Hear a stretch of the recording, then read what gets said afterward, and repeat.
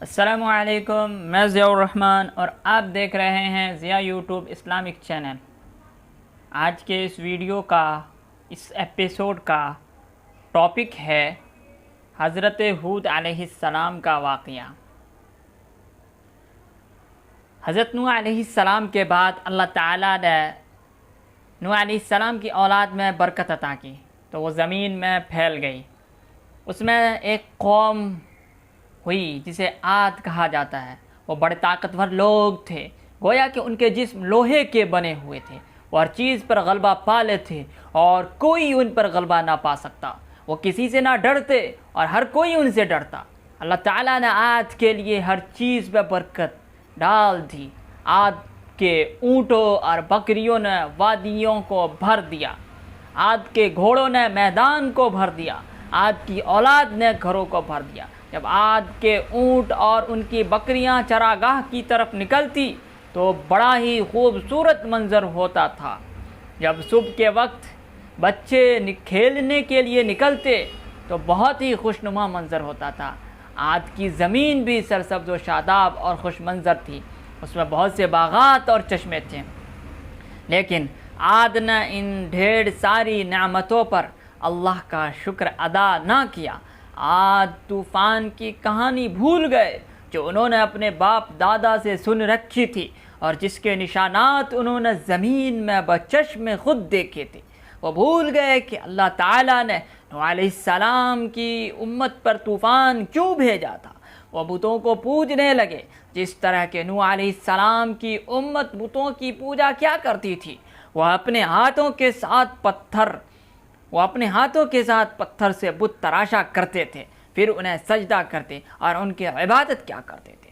وہ ان بتوں سے اپنی ضرورتوں کی بھیک مانگتے، انہیں پکارتے اور ان کے لیے جانور ذبح کرتے۔ غرض یہ کہ وہ نوح علیہ السلام کی قوم کے نقش قدم پر چلتے تھے۔ ان کی عقل و دانش انہیں بتوں کی عبادت سے نہیں روکتی تھی۔ ان کی عقل و دانش ان کی رہنمائی نہیں کرتی تھی۔ وہ دنیا کے بارے میں عقل مند اور دین کے بارے میں کند ذہن تھے۔ عاد کی طاقت خود ان کے لیے اور دیگر لوگوں کے لیے وبال جان بن گئی، اس لیے کہ وہ اللہ اور آخرت پر ایمان نہیں رکھتے تھے۔ بھلا ظلم سے ان کو کیا چیز روکتی؟ آخر سرکشی سے انہیں کون سی چیز روکتی؟ وہ لوگوں پر ظلم کیوں نہ ڈھائیں؟ وہ اپنے سے بڑھ کر کسی کو کچھ نہیں سمجھتے تھے۔ وہ جنگلی وحشی جانوروں کی مانند تھے جن کا بڑا چھوٹے پر ظلم کرتا ہے، طاقتور کمزور کو مارتا ہے۔ جب وہ ناراض ہوتے ہیں تو مست ہاتھی کے مانند ہو جاتے ہیں۔ وہ کسی چیز کو نہیں دیکھتا مگر اسے قتل کر دیتا ہے۔ جب وہ لڑائی کرتے تھے تو کھیتی باڑی اور پیداوار کو تباہ و برباد کر دیتے تھے۔ جب یہ کسی بستی میں داخل ہوتے تو اس میں فساد برپا کر دیتے، اس کے عزت والوں کو ذلیل و رسوا کر دیتے۔ کمزور ان کے شر سے ڈرتے تھے اور ان کے ظلم سے بھاگتے تھے۔ ان کی طاقت خود ان کے لیے اور دیگر لوگوں کے لیے وبال جان بنی ہوئی تھی۔ اسی طرح ہر اس شخص کی حالت ہوتی ہے جو اللہ سے نہیں ڈرتا اور آخرت پر ایمان نہیں رکھتا۔ عاد کا کھانے پینے اور کھیل کود کے علاوہ کوئی مشغلہ نہیں تھا۔ وہ ایک دوسرے پر بلند محلات اور کھلے گھر بنانے میں فخر کیا کرتے تھے۔ ان کے مال پانی، مٹی اور پتھر میں ضائع ہوتے رہتے تھے۔ وہ کوئی خالی گھر یا اونچی زمین نہیں دیکھتے مگر اس پر بلند و بالا محل تعمیر کر دیتے۔ وہ یوں گھر بناتے تھے گویا کہ وہ اس میں ہمیشہ رہیں گے اور کبھی نہیں مریں گے۔ وہ بلا ضرورت گھر بناتے تھے اور عام لوگ اپنے پاس نہیں پاتے تھے جو وہ کھائیں اور پہنیں، اور ان میں فقیر کوئی گھر نہیں پاتے تھے جس میں وہ رہائش اختیار کریں۔ دولت مندوں کے گھروں میں کوئی رہنے والا نہیں تھا۔ جس نے بھی انہیں اور ان کے محلات کو دیکھا وہ جان گیا کہ وہ آخرت پر ایمان نہیں رکھتے۔ اللہ نے چاہا کہ عاد کی طرف ایک رسول بھیجے۔ اللہ تعالیٰ اپنے بندوں کے لیے کفر کو پسند نہیں کرتا۔ اللہ تعالیٰ زمین میں فساد کو پسند نہیں فرماتا۔ عاد اپنی عقل صرف کھانے پینے کھیل کود اور گھر بنانے میں استعمال کیا کرتے تھے۔ ان کی عقلیں خراب ہو گئی تھی اس لیے کہ وہ انہیں دین میں استعمال نہیں کرتے تھے۔ آج دنیا کے بارے میں عقل مند اور دین کے بارے میں کند ذہن تھے، وہ پتھر کی عبادت کرتے اور سمجھتے نہیں تھے۔ اللہ نے چاہا کہ ان کی طرف ایک پیغمبر بھیجے جو ان کی رہنمائی کرے۔ اللہ نے چاہا کہ یہ پیغمبر انہی میں سے ہو، وہ اسے پہچانتے ہو اور اس کی بات سمجھتے ہوں۔ وہ پیغمبر ہود علیہ السلام تھے۔ وہ قوم عاد کے ایک شریف گھرانے میں پیدا ہوئے اور اس نے عقل و دانش اور نیکی کے ماحول میں پرورش پائی تھی۔ ہود علیہ السلام اپنے قوم میں کھڑے ہوئے، دعوت دینے لگے، فرمانے لگے، اے میری قوم، اللہ کی عبادت کرو، اس کے سوا تمہارا کوئی معبود حقیقی نہیں۔ ہود علیہ السلام نے کہا، اے میری قوم، تم پتھروں کی کیوں عبادت کرتی ہو؟ اس ذات کی عبادت کیوں نہیں کرتے جس نے تمہیں پیدا کیا؟ اے میری قوم، یہ پتھر جن کو کل تم نے تراشا تھا، آج تم کیسے ان کی پوجا کرنے لگے؟ اللہ نے تمہیں پیدا کیا، اس نے تمہیں روزی دی، اس نے تمہارے مال اولاد کھیتی باڑی اور پیداوار میں برکت دی، تمہیں نوح علیہ السلام کے بعد ان کا جانشین بنایا، تمہیں جسمانی طاقت عطا کی۔ ان نعمتوں کا حق یہ ہے کہ تم اللہ کی عبادت کرتے اور اس کے علاوہ کسی کی عبادت نہ کرتے۔ یہ کتا جس کی طرف تم ایک ہڈی پھینکتے ہو تمہارا گھر نہیں چھوڑتا اور وہ سائے کی طرح تمہارے پیچھے لگا رہتا ہے۔ کیا تم نے کسی ایسے کتے کو دیکھا کہ وہ اپنے آقا کو چھوڑتا ہو اور اس کے علاوہ کسی اور کی طرف جاتا ہو؟ کیا تم نے کسی جانور کو دیکھا جو کسی پتھر کی عبادت کرتا ہو؟ کیا تم نے کسی جانور کو دیکھا کہ وہ کسی بت کو سجدہ کرتا ہو؟ کیا انسان جانور سے بھی زیادہ ذلیل ہے یا وہ جانور کی نسبت عظیم تر ہے؟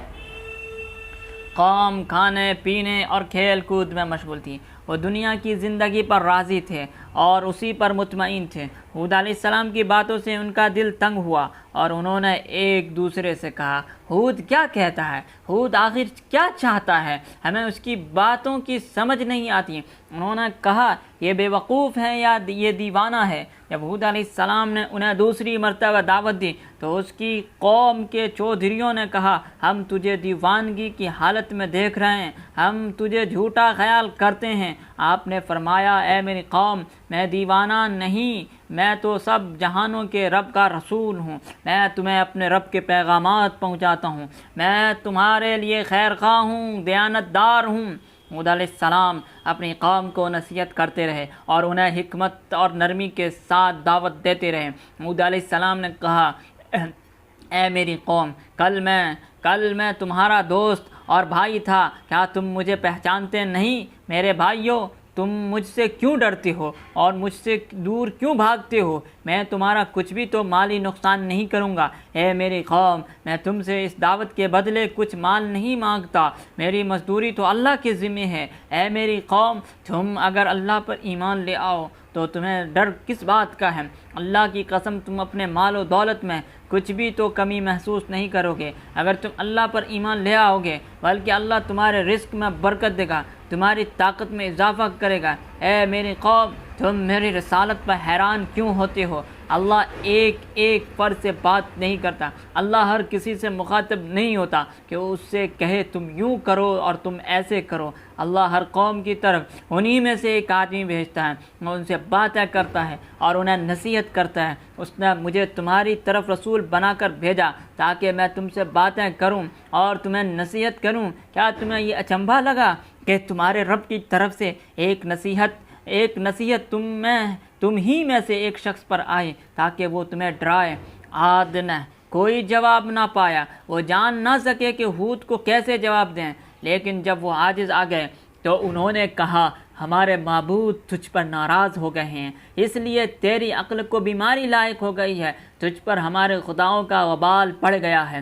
ہود علیہ السلام نے کہا، یہ بت پتھر ہیں، نہ یہ کسی کو فائدہ دے سکتے ہیں نہ ہی نقصان۔ یہ بت پتھر ہیں، نہ بولتے ہیں نہ سنتے ہیں نہ ہی دیکھتے ہیں۔ یہ بت نہ خیر کے مالک ہیں نہ ہی شر کے، نہ یہ کسی کے فائدے کے مالک ہیں نہ ہی نقصان کے۔ تم بھی نہ خیر کے مالک ہو اور نہ شر کے، نہ تم میرے فائدے کے مالک ہو نہ ہی نقصان کے۔ میں تمہارے معبودوں پر ایمان نہیں لاؤں گا، نہ ہی ان سے ڈرتا ہوں۔ جو تم شرک کرتے ہو میں اس سے بری ہوں، میں تم سے بھی نہیں ڈرتا کرتا، بھلا تم سب مل کر میرے خلاف سازش کر دیکھو۔ میں نے اپنے اور تمہارے رب پر بھروسہ کیا ہے، ہر چیز اس کے قبضے میں ہے، کوئی پتا بھی اس کی اجازت کے بغیر نہیں گرتا۔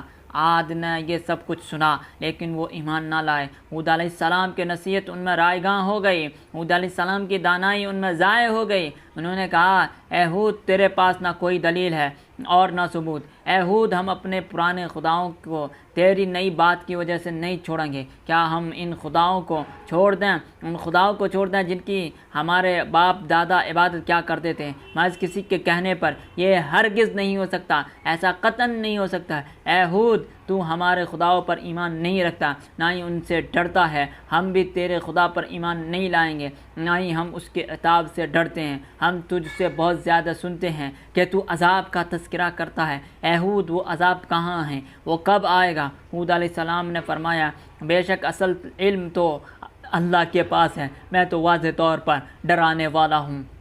عاد نے کہا، ہم اس عذاب کا انتظار کرتے ہیں اور اسے دیکھنے کا شوق رکھتے ہیں۔ ہود علیہ السلام ان کی جرأت پر حیران رہ گئے۔ ہود علیہ السلام نے ان کی حماقت پر افسوس کا اظہار کیا۔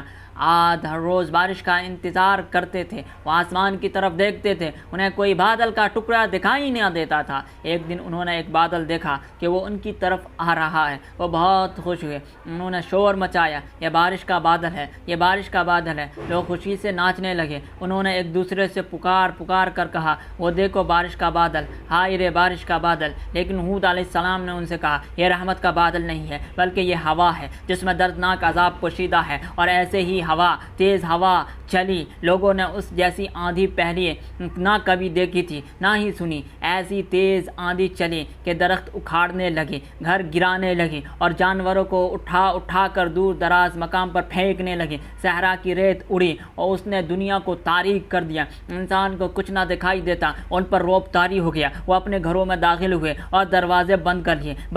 بچے اپنی ماؤں کے ساتھ چمٹ گئے اور لوگ دیواروں کے ساتھ چمٹ گئے اور لوگ کمروں میں داخل ہو گئے۔ بچے رو رہے ہیں، مائیں چیخ رہی ہیں، مرد دعائیں اور فریادیں کر رہے ہیں۔ کوئی کہنے والا کہہ رہا ہے، آج اللہ کے عذاب سے کوئی بچانے والا نہیں، آج اللہ کے عذاب سے کوئی بچانے والا نہیں۔ یہ صورت حال 7 راتیں اور 8 دن رہی۔ قوم مر گئی، ان کے قد کھجور کے ان درختوں کی مانند تھے جو زمین پر گرے پڑے تھے۔ یہ بہت ہی عجیب و غریب منظر تھا، لوگ مرے پڑے ہیں اور پرندے انہیں کھا رہے ہیں، گھر ویران ہے اور الو ان میں بسیرا کیے ہوئے ہیں۔ ہود علیہ السلام اور مومن اپنے ایمان کی وجہ سے نجات پا گئے، عاد اپنے کفر اور ضد کی وجہ سے ہلاک ہو گئے۔ خبردار، عاد نے اپنے رب کا انکار کیا اور ہود علیہ السلام کی قوم عاد پر لعنت ہو۔